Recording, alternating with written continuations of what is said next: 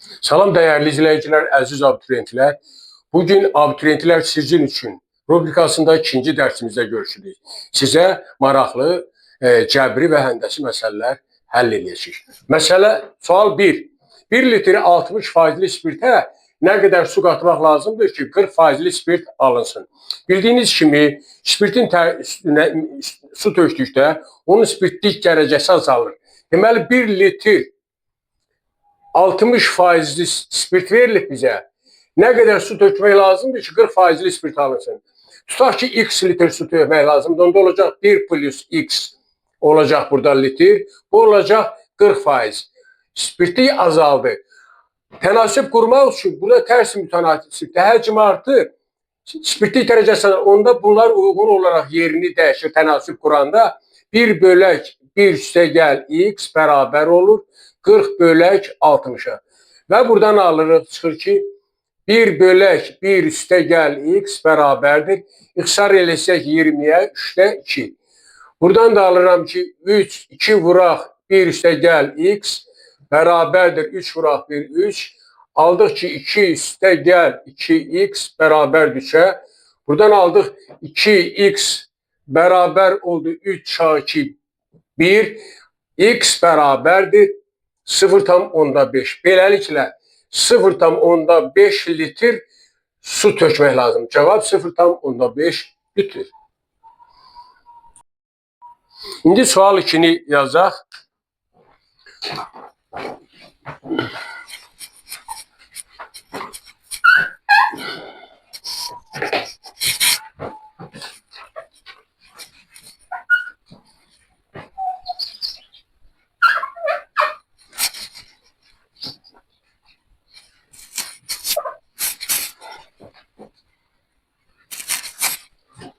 Sual 2.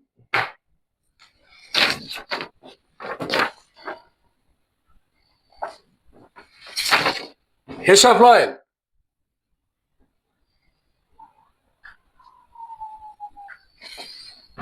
Kökaltı ifadə verilib bu cürə 11 üstəgəl 6 kök altında 2 çıxaq kök altında 11 çıxaq 6 kök altında 2.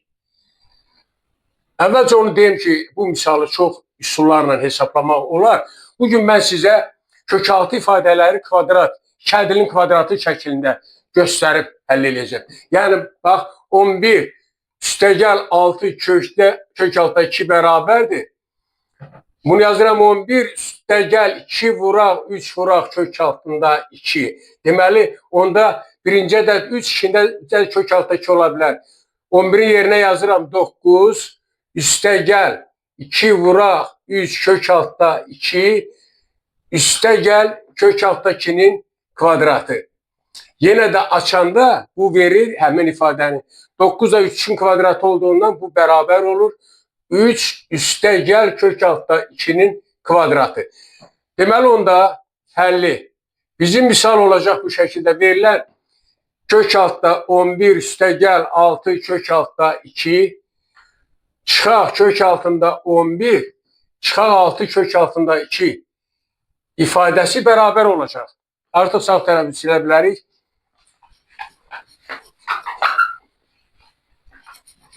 Deməli oldu birinci kökün altında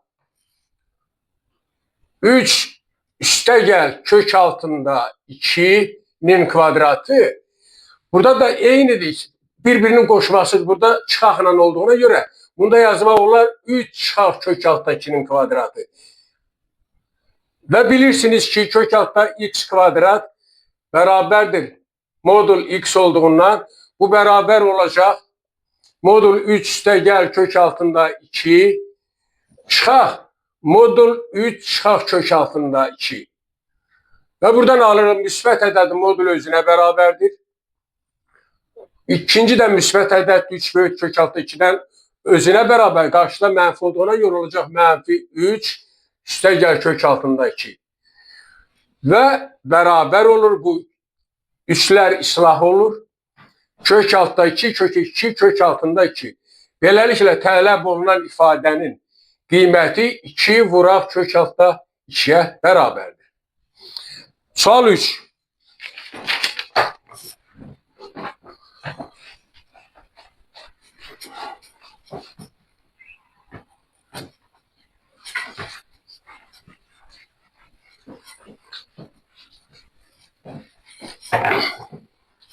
Üçüncü sualımız belədir. Kvadrat üçədli verilir. Vuruqlara ayırın.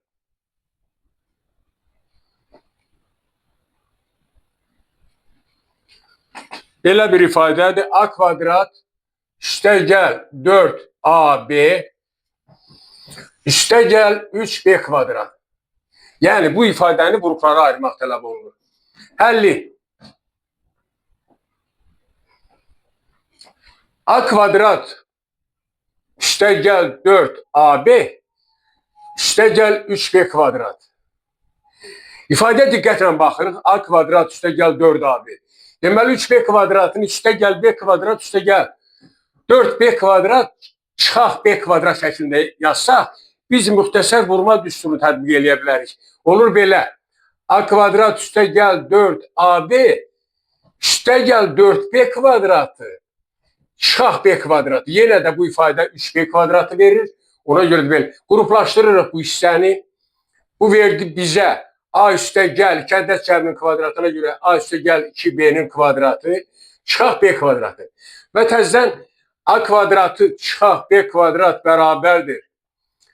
A çıxaq B vuraq A üstəgəl B düsturunu bu hissiyə tətbiq eləsək, olacaq bərabərdir A üstəgəl 2B çıxaq B A üstəgəl 2B üstəgəl B. Buradan alıram birinci mötərizə verir A üstəgəl B, ikinci mötərizə A üstəgəl 3B. Beləliklə kvadrat üçədilini vuruqlara ayırdıq. A kvadrat üstəgəl 4AB üstəgəl 3B kvadratı bərabər oldu A üstəgəl B vuraq A üstəgəl 3B şəklində göstərilə bilər. Növbəti məsələ sual 4.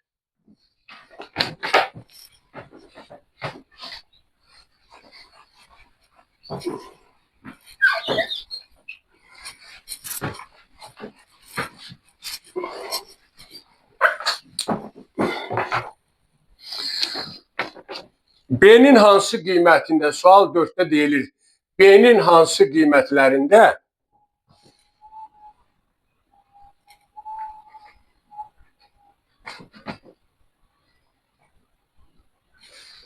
hansı qiymətlərində 5x kvadrat çıxaq bx üstəgəl 2 bərabərdir 0. Tənliyinin həqiqi kökü yoxdur. Tənliyinin həqiqi kökü yoxdur.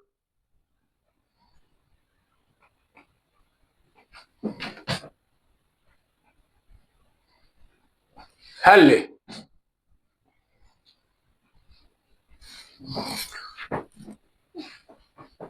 Kvadrat tənlikdir 5x kvadrat. Parametrdən asılı kvadrat tənlikdir. Bərabərdir 0. B-nin hansısı, B parametrinin hansı qiymətində tənliyin həqiqi kökü yoxdur.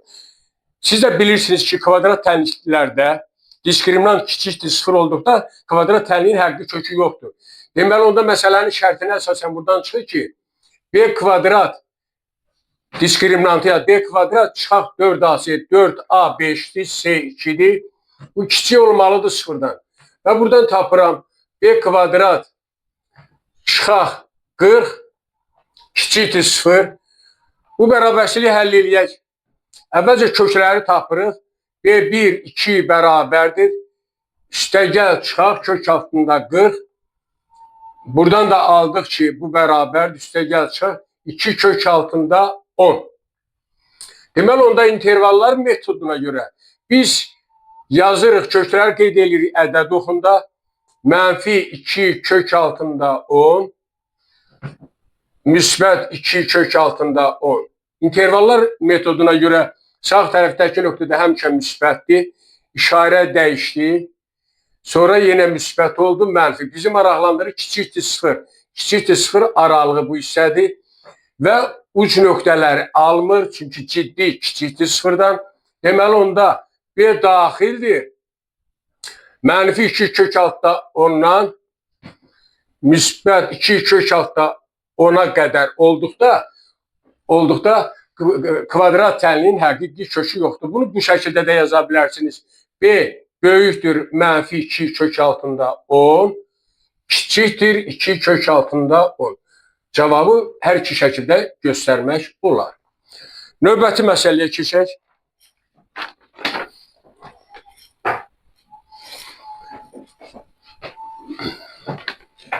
Məsələ 5.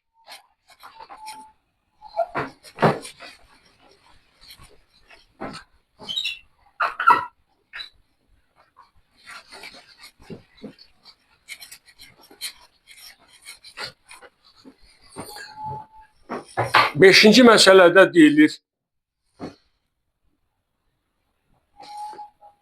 modulca x minus 4 modulda üstəgəl modulda y üstəgəl 3 bərabərdir 0 olarsa x vuraq y hasilini tapın. Hasilini tapın. Həlli.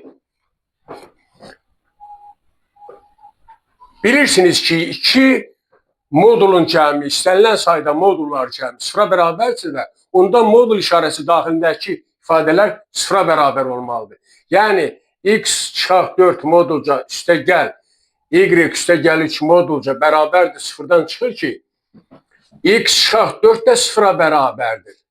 Modula böyük bərabərdir sıfır olduğundan, ancaq sıfır qiymətini də ödəyə bilər və y üstəgəl 3 bərabərdir sıfır ola bilər.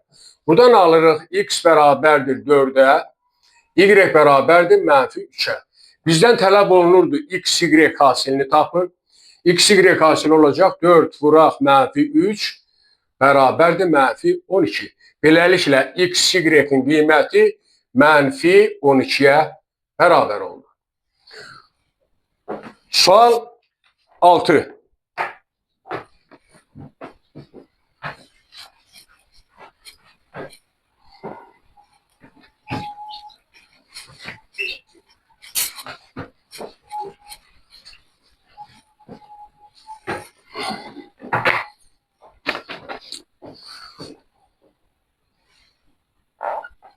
Altıncı sualda loqaritma 3 əsasdan x çıxaq 3 loqaritma x əsasdan 3 bərabərdir 2 olarsa tənliyin kökləri hasilini tapın. Tənliyin kökləri hasilini tapın.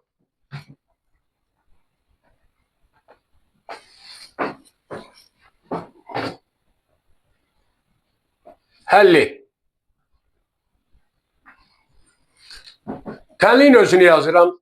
Loqaritma 3 əsasdan x çıxaq 3 vuraq loqaritma x əsasdan 3. Bərabərdir ki, 3 əsasdan x, x əsasdan 3. Loqaritma x əsasdan 3-ün yerinə 1 bölək 3 əsasdan.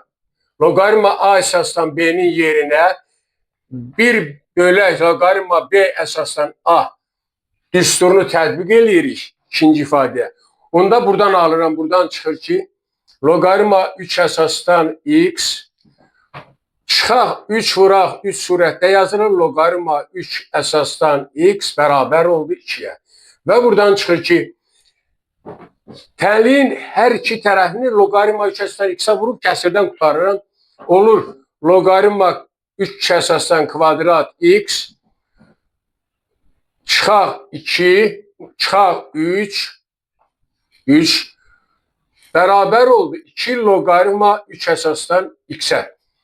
Və loqaritma 3 əsasdan x-ə yeni dəyişən t deyirik. Alırıq buradan t kvadrat çıxaq 2t çıxaq 3 bərabərdir 0 kvadrat tənliyini. Buradan t-ni tapaq. T 1, 2 bərabər oldu. İkinci əmsal cüt olduğundan buraya 1 üstəgəl çıxaq. 1-in kvadratı 1 üstəgəl 3. Aldım 1 üstəgəl çıxaq. 4-dən kök 2 çıxır. Və tapdıq ki, T1 bərabərdir mənfi 1. T2 bərabərdir 3. T'ləri tapdıq. Öz dəyişənimizə keçsək, yəni loqaritma 3 əsasdan x-ə bir dəfə deyəcəm -1. Buradan çıxır ki, x bərabərdir 3-ün üstü -1. Bu da 3'də 1. Yəni x1 bərabər oldu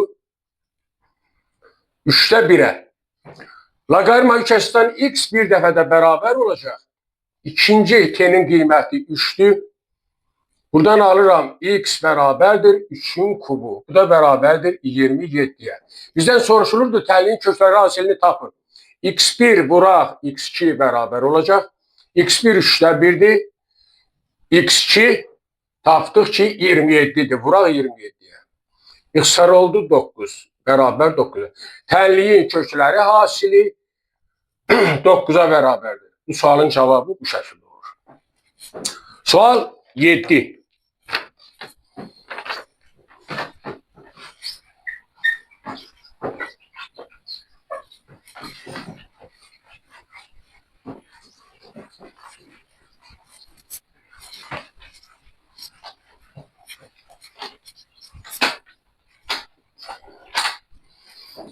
Yedinci sualımızı yazırıq.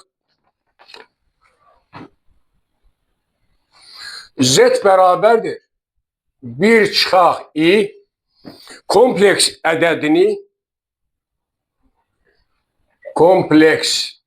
ədədini trigonometrik şəkildə göstərin. Trigonometrik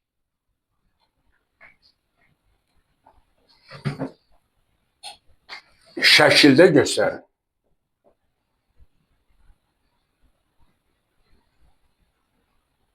Həlli. Əvvəlcə deyim ki, z bərabərdir. Bildiyiniz kimi x üstə gəl y olduqda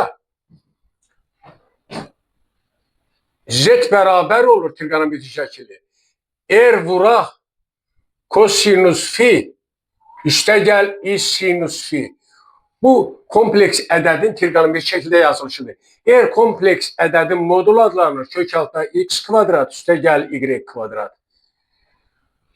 Və kosinus fi burada bərabərdir x bölək r və yaxud kök altda x kvadrat üstə gəl y kvadratı.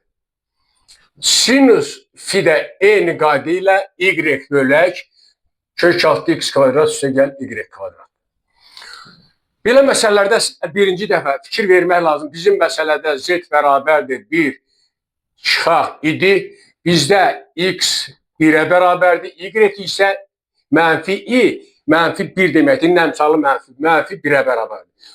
Göründüyü kimi 1, mənfi 1 nöqtəsi 4-cü rübə daxildir.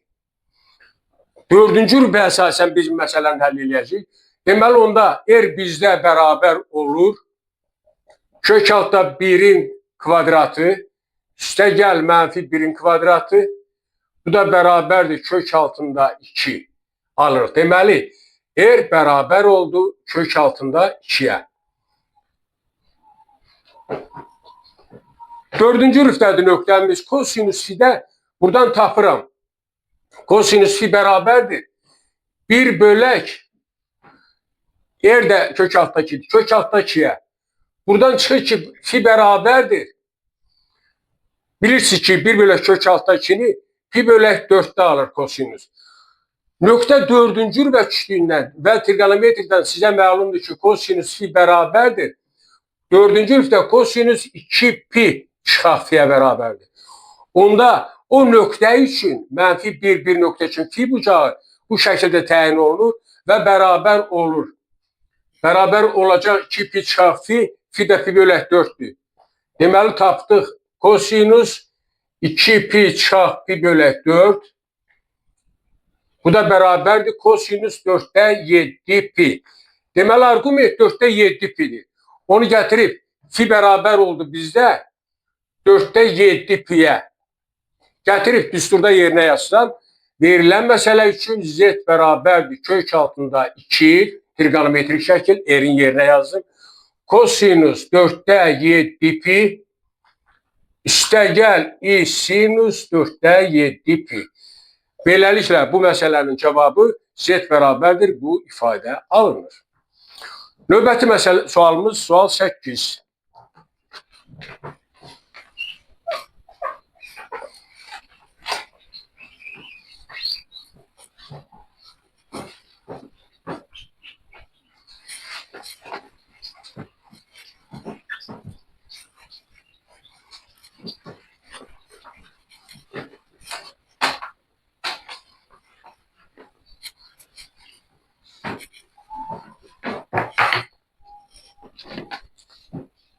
Sekizinci sualımız belədir.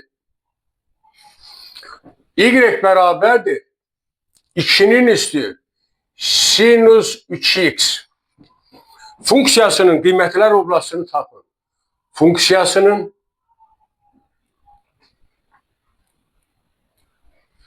qiymətlər oblasını tapın.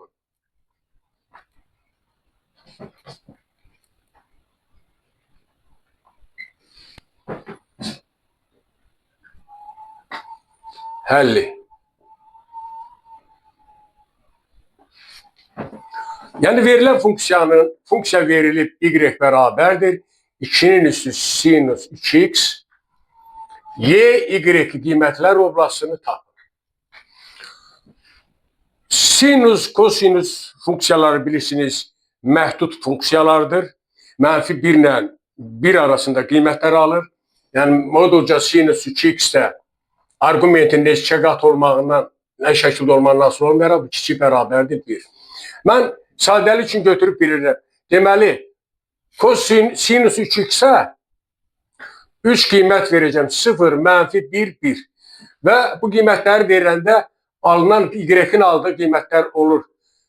1 yazanda sinus 3x-in yerinə 2, 0 yazanda y bərabər olur 1, 2'nin üstü 0, 1'ə bərabər.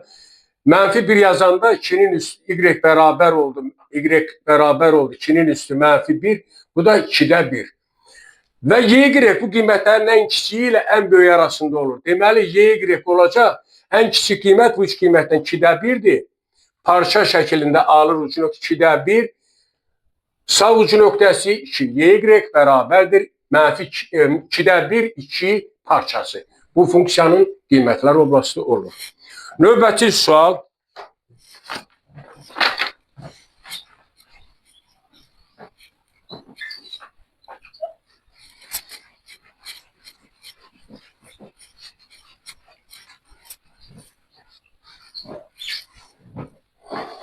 Sual 9.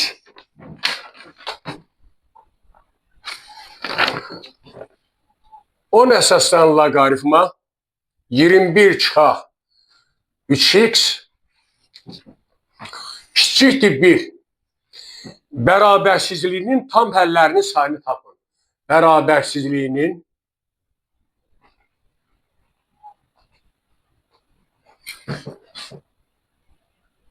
tam həlləri sayını tapın.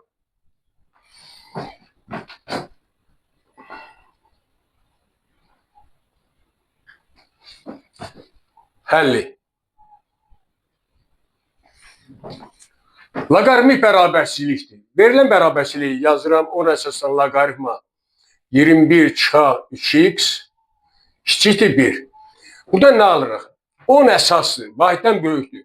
Onda buradan çıxır ki 21 çıxaq 3x kiçikdir 10 üstü 1'dən, yəni 10. Loqaritmik altı ifadə isə həmişə 0-dan ciddi böyük olur. Yəni olacaq 21 çıxaq 3x böyükdür 0. Belə bir sistem bərabərsizliyi aldıq. Xətti bərabərsizliklər sistemi aldıq. Buradan tapırıq. Birincidən aldım 3x böyükdür 11. 21 çıxaq 10, 3x böyükdür 11. İkincidən aldım 3x kiçikdir 21.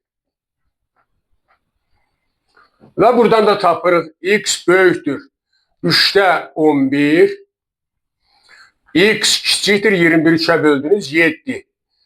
Və buradan aldıq ki x böyükdür. Bunu qarşı ədəd tam hissəsini ayıraq. 3 tam 3'te 2.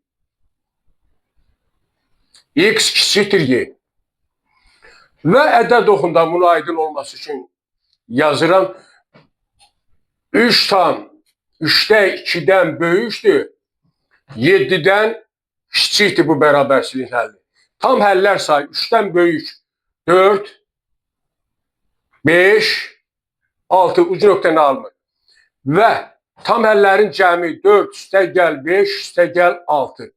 Bu bərabər oldu 15'e. Beləliklə tam həllərin cəmi bu sualın cavabı 15'e bərabərdir. Növbəti sualımızı yazaq. Sual 10.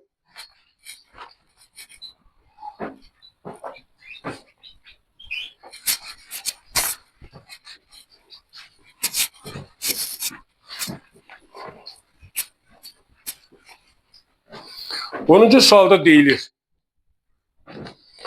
Fx bərabərdir. X bölünsün 2x çıxaq 1 olarsa f' 0 bərabər suala. Yəni fx bu şəkildə verilirsə f funksiyasının törəməsinin 0 nöqtəsindəki qiymətini tapın. Həlli. Deməli biz məlumdur ki, verilən funksiyanın törəməsini tapmalıyıq. Fx bərabərdir. X bölü 2x çıxaq 1'din törəməsi olacaq f'(x). Kəsirin törəməsidir. X bölünsün 2x çıxaq 1'in törəməsi.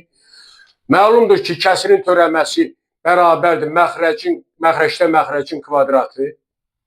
Surətin törəməsi x-in törəməsi vuraq məxrəc. Çıxaq surət vuraq x vuraq. Məxrəcin törəməsi 2x çıxaq 1'in törəməsi. Bərabərdir, sadələşdiririk. Sadələşdirək. Bərabərdə nə yazıram? Məxrəcdə olacaq 2x çıxaq 1'in kvadratı qalır olduğu kimi. X-in törəməsi 1, 2x minus 1 aldıq bu ifadənin yerində. 2x çıxaq 1'in törəməsi də 2 verir. Çıxaq 2x verir bu. Və sadələşdirirəm. 2x'lər islah oldu. Mənfi 1 bölünsün 2x çıxaq 1'in kvadratı. Və tələb olunan törəməmizi yazırıq bu şəkildə.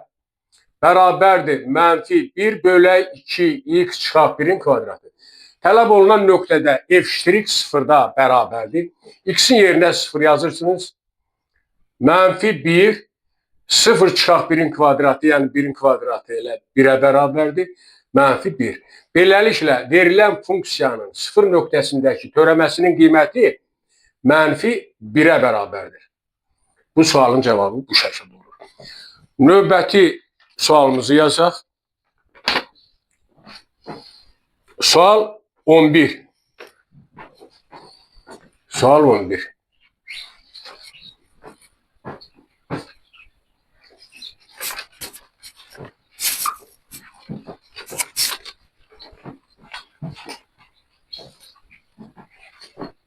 On birinci sualda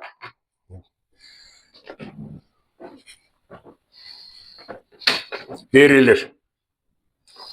Düzbucaqlı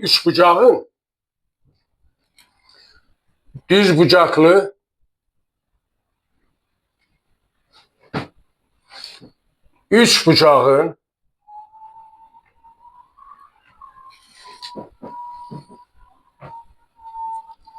katetləri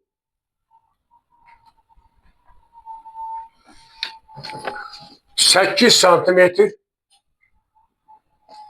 6 santimetr, 6 santimetrdir.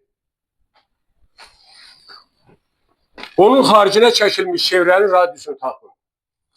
Onun xaricinə çəkilmiş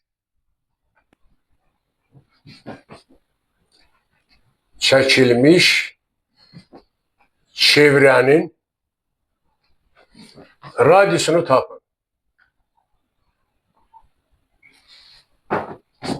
Həlli.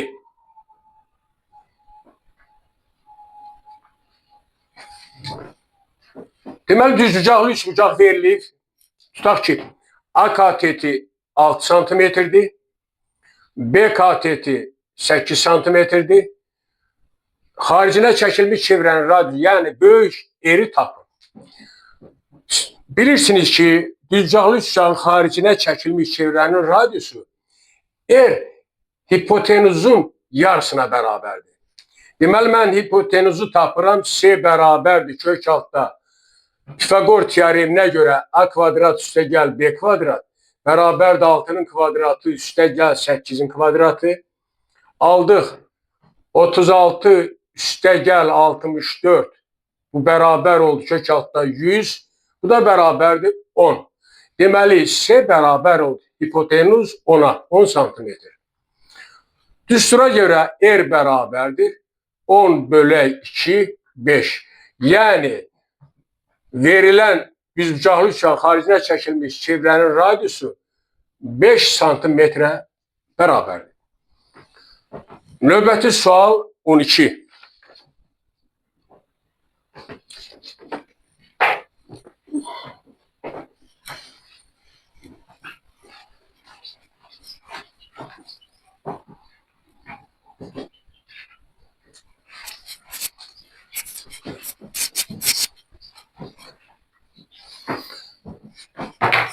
Sual 12'də deyilir, diagonallarının sayı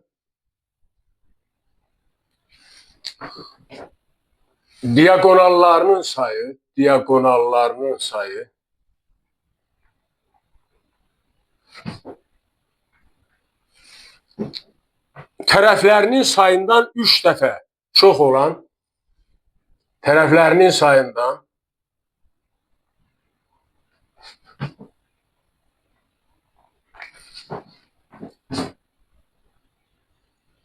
3 dəfə çox olan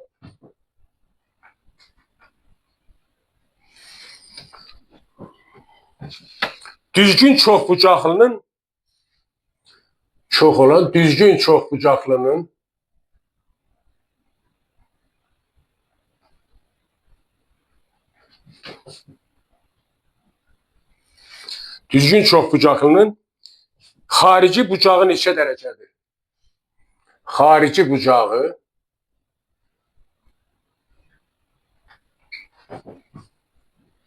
neçə dərəcədir?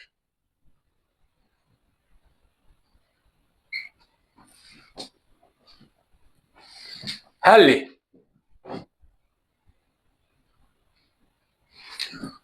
Deməli, düzgün çoxbucaqlıdır. Amma biz dəqiq bilmirik neçə bucaqlıdır.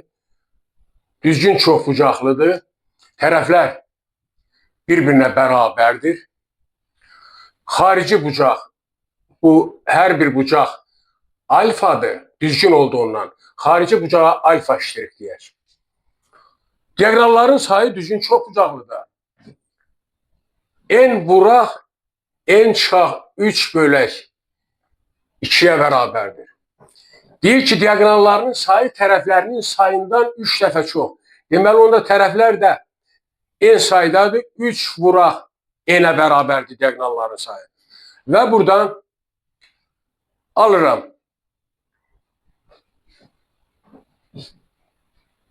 N vuraq n çıxaq 3 bərabərdir 6 n'ə. N sıfır ola bilməz. N'ə ixtisar edirik, çünki tərəflərin sayı çoxbucaqlı sıfır ola bilməz. N'ə ixtisar edirik. Buradan tapıram.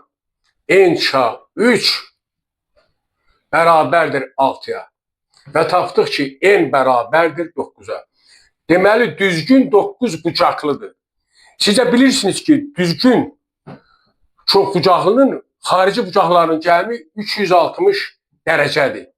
360 dərəcədir. Deməli, xarici bucaqlarının cəmi 360 dərəcədir. Alfa iştirik bərabər olacaq. 360 dərəcə bölünsün n. N də bizdə 9'dur. Xarici bucaqların cəmi 360 dərəcədir. N bucaqlı olduğundan, düzgün n bucaqlı olduğundan buradan alırıq alfa iştirik bərabərdir. 360 dərəcə tapdıq ki, tərəflərin sayı 9'dur. Bu da bərabərdir 40 dərəcə. Tələb olunan düzgün çoxbucaqlının xarici bucağı 40 dərəcəyə bərabərdir. Sual 13.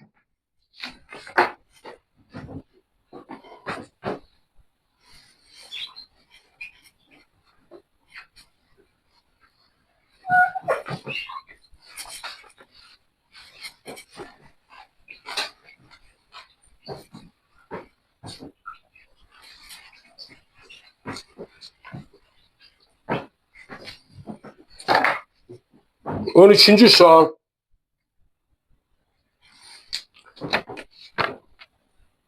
Düzbucaqlı trapesiyada, düzbucaqlı trapesiyada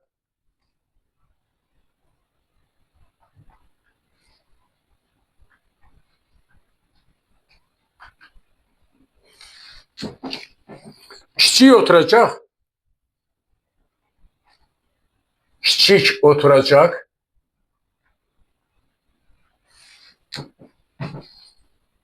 8 santimetr, böyük oturacaq və böyük oturacaq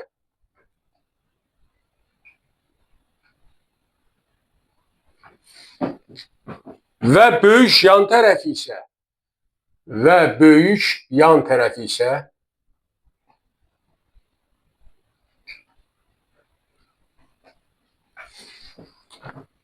yan tərəf isə 13 santimetrdir.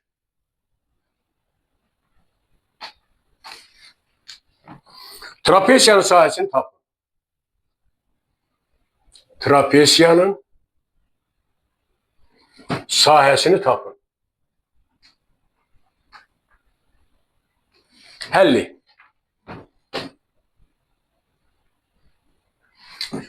Deməli, düzbucaqlı trapesiya verilib bizə. Kiçik oturacağı 8 santimetr,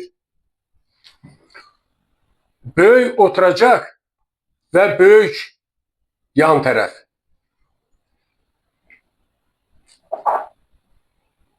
On üç santimetrdir.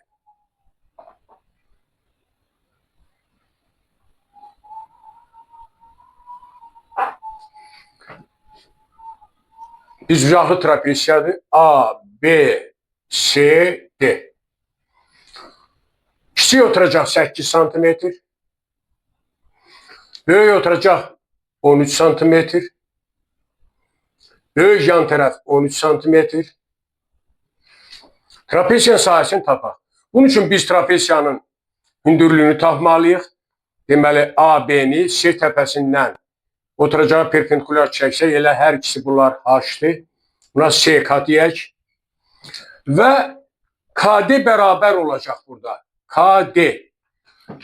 KD bərabərdir. AD-dən BC-ni çıxırıq. Deməli, 13 santimetr çıxaq 8 santimetr.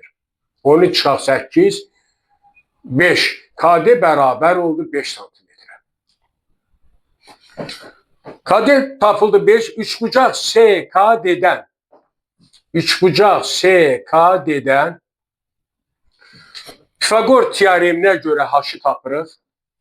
H bərabərdir kök altında hipotenuz 13-ün kvadratı çıxaq 5-in kvadratı. Bu da bərabərdir 169, 13-ün kvadratı çıxaq 5-in kvadratı 25.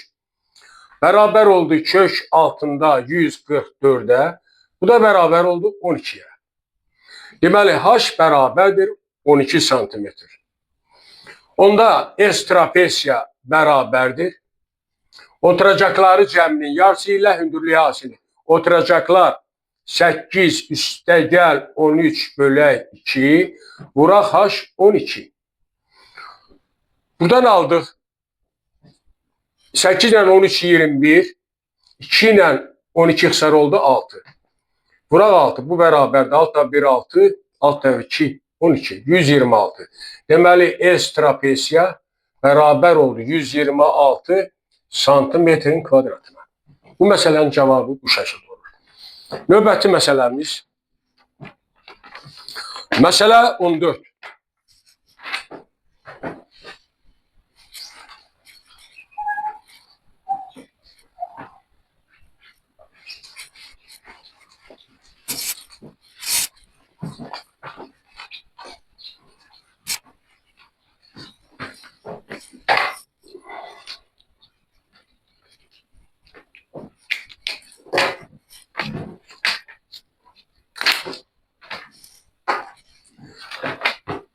14-cü sualı yazıram.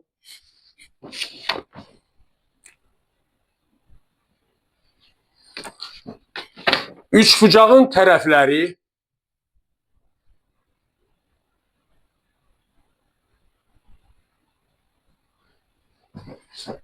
üçbucağın tərəfləri 11 santimetr, 13 santimetr və 12 santimetr olarsa,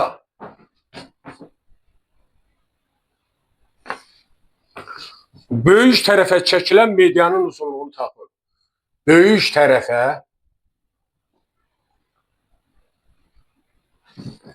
çəkilən medianın uzunluğunu tapın.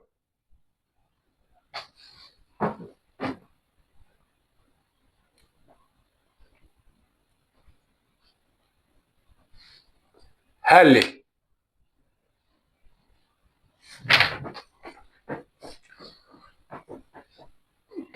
Deməli, bizə verilib üçbucaq, tərəfləri 11, 13, 12 santimetr. Çəkirəm, bu tutaq ki 11 santimetr, bu 12 santimetr, bu da 13 santimetrə bərabər olan tərəfi. Adlandırıram. A, B, C. 11 santimetr, 12 santimetr,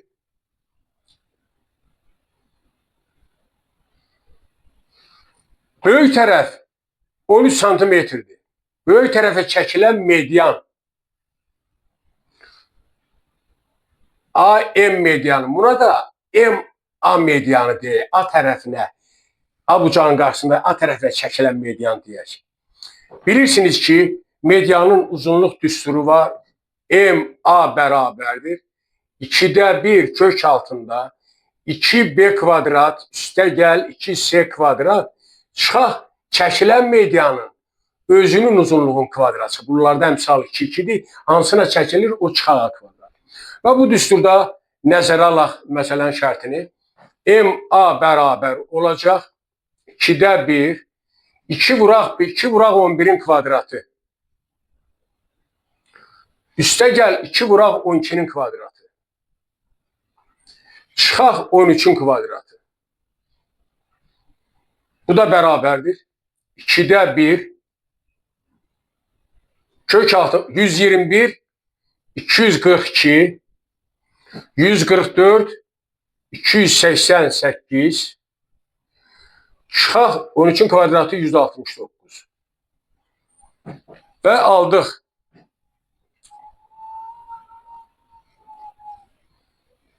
...530 çıxaq 169.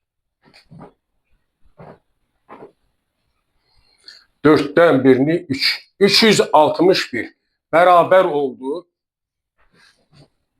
2'də 1 vuraq. 2'də 1 vuraq kök altında 361. Və bilirsiniz ki, kök altı 361'dən 19 kök çıxır. 2'də 1 vuraq 19. 2'yə böləndə 9,5. Beləliklə, tələb olunan məsələdə MA medianının uzunluğu 9,5 santimetrə bərabərdir. Bu məsələnin cavabı bu şəkildə olur. Və nəhayət 15-ci məsələni yazıram.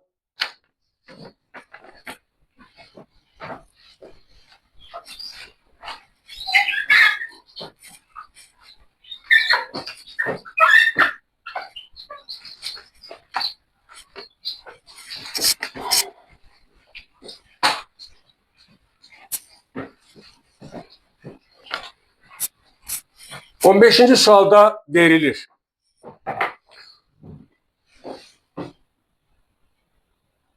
Düzgün dörtbucaqlı prizmanın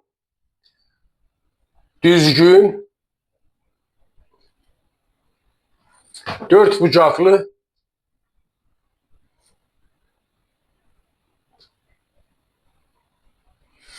düzgün dört bucaklı prizmanın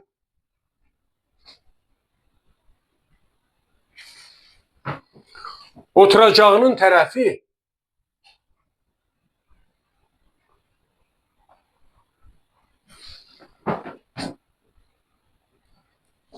oturacağının tərəfi 2 santimetr, həcmi isə 10 santimetr kubdur. Həcmi isə 10 santimetr kub santimetrdir. Prizmanın yan səthinin sahəsini tapın. Prizmanın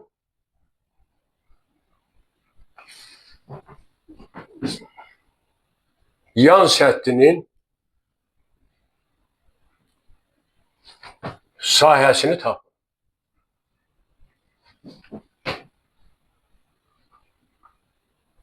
Həlli.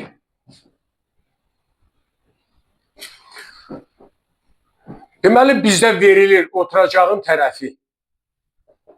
Oturacağın tərəfi adresi A 2 santimetrdir. Ve prizma 10 kub santimetrdir. Tələb olunur prizmanın yan səthinin sahəsini tapın. S yan prizma bərabərdir sual. Düzgün dört bucaqlı prizmadır.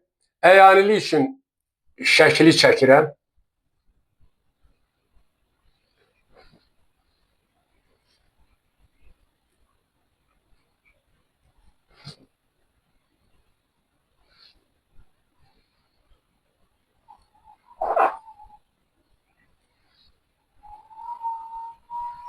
Deməli, bir oturacağın da A, B, C, D.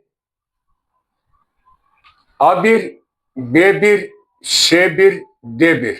Oturacağın tərəfi 2'dir və həcm də 10'dur. Prizma düzgün dörtbucaqlı prizmadır. Prizmanın həcmi V prizma bərabərdir. S oturacaq, vuraq H. S oturacaq. S oturacaq da kvadratdır. Kvadratdır. Yazıram bunu əvvəlcə S oturacaq, vuraq H. Deməli, qiymətləri nəzərə alıram. V prizma məlumdur, ona bərabərdir. S oturacaq kvadratdır, 2'nin kvadratıdır. H da naməlumdur, bilmirik, axtarırıq, H tapaq. Və buradan çıxır ki, H bərabərdir. 4'də 10, 2'də 5'ə. 2'də 5'ə bərabərdir. Hələlik belə yazırıq. 2'də 5. Və S yan tələb olunur bizdə. Deməli, S yan bərabərdir prizma. Oturacağın perimetri vurulsun, oturacağın perimetri vurulsun hündürlüğüne. Yəni, onda olacaq oturacağın perimetri 4A'dır. 4A vuraq H. Bu da bərabər hündürlük. 4A 4 vuraq A 2'yə bərabərdir. H 2'də 5'ə bərabərdir. 2'lər ixtisar oldu. 4 vuraq 5, bu da bərabərdir 20. Beləliklə S yan prizma 20 santimetr kvadratına bərabərdir. Bu məsələnin cavabı 20 kvadrat santimetr. Bununla da bugünkü dərsimizi bitmiş hesab edirəm. Sağ olun, yeni dərslərdə görüşənə qədər.